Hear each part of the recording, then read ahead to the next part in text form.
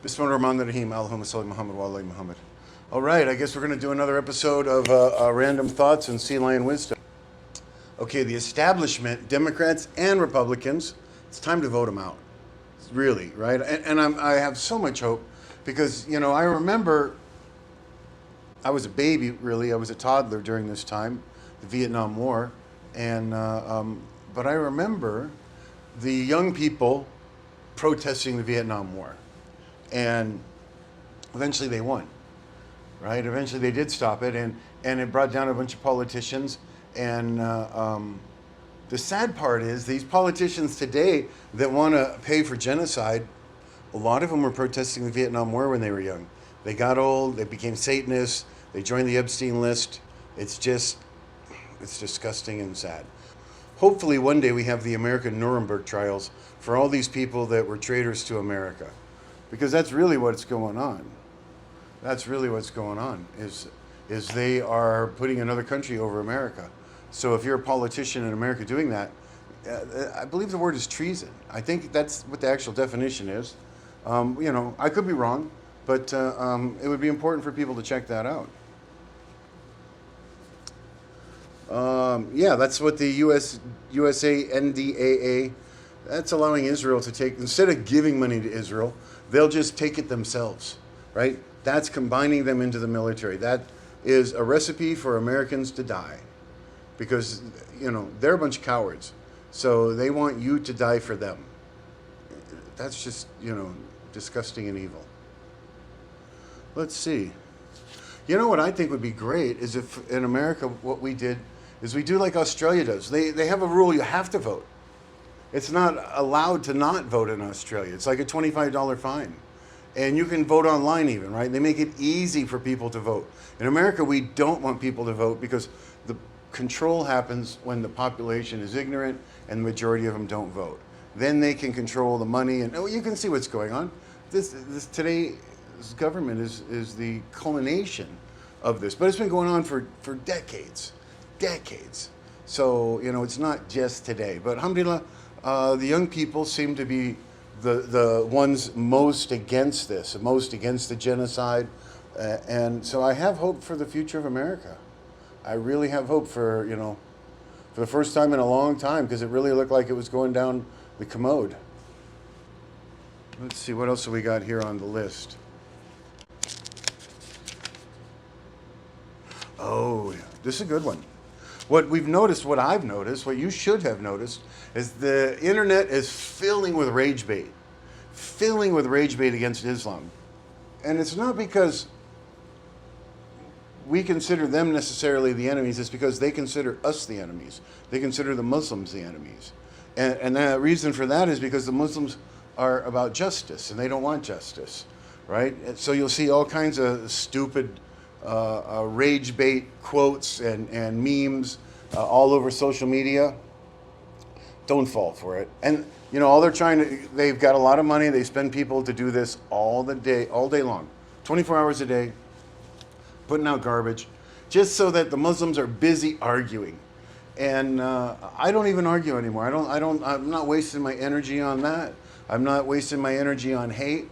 I feel sorry for these people, right? Because, you know, they've been lied to. They've you know, theoretically and in practicality become Satanists, whether they know it or not, right? They're doing Satan's job. They're working against God. Anybody that's hurting children is working against God for sure. So don't fall for this desperation rage bait that they're pushing out into the media right now. See how old this is? FIFA. FIFA has become, it was one of the greatest things that happened to America, especially like Lawrence, Kansas and Algeria. The love story between the citizens of that city and the visiting team that made it their home for, 4 or 5 weeks. The example of these people in America and the Algerians is the example that we need. It was a love fest, right? Everybody got along. Everybody put aside differences and worked together for the common goal. At that time, it was really just friendship and soccer. But you know, if we can adapt that, right? I mean, we can unify with people we don't agree with, right? People hate this. Mostly a lot of Muslims I see hate this idea of unifying with people that don't believe exactly what they believe, and even unifying with other Muslims that don't believe exactly what they believe about Islam. But, you know, when you do that, you make all these tiny little pockets, and it makes it easy for the enemy to divide and conquer because you're helping them divide. You are literally helping them divide. And that's how they win. Unity is what we want, something better. I want something better for me and my family, and I want something better for you and your family. And regardless of what your religion is, if that's what you want, then we have something in common that we can join together on. Now, we might have disagreements on a lot of stuff, and we can argue about that as long as we argue nicely and politely and with evidence, right? Bring the evidence and show the evidence to why, you know, you believe in your position, and it's not just rage bait or brainwashing or whatever. And that works. I mean that for both sides, for everybody. So find a way to work through these disagreements and hopefully be better for everybody. Now let's see. Oh, Canada. Canada is doing this end-of-life stuff, and it's going to be abused. It's already being abused. They're going to kill you. They're going to take your organs. They have made laws so that you can't even stop them from killing you as long as the doctor checks it off. Don't do that. Rescind that. If you're in Canada, if you're in America, never allow that to happen. Do not allow your politicians to do that. I think that it's, you know, everybody's got trials from God, and we help them through their pain, but don't help them commit suicide, because that's refusing the gift that God gave you. Even though you're in a lot of pain, there are ways we can help with alleviate the suffering, but you know, all that pain removes bad deeds and raises your status in paradise. As long as you worship God alone and don't mix, right? God don't have kids. There's not two of them. You just worship God alone. If you have any questions about that, please inbox me. All right. Oh, Alex Jones. Alex Jones, just in case you don't know, he's a misinformation agent, always has been. Always has been. He's a Satanist, guaranteed Satanist. Now, he does spill a bunch of secrets because that's part of how, you know, the satanic magic works, right? For God to allow it to happen, they got to kind of tell the truth.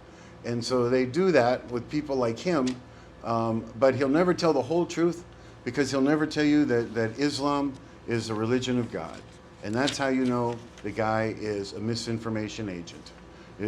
For myself, you know, his little thing with Sneeko, really, I mean, I already knew, but hopefully if you didn't know, that allowed you to understand. All right. Remember, fight fire with water, fight hate with love. And I mean, you know, that's a hard thing to do when people really hate you.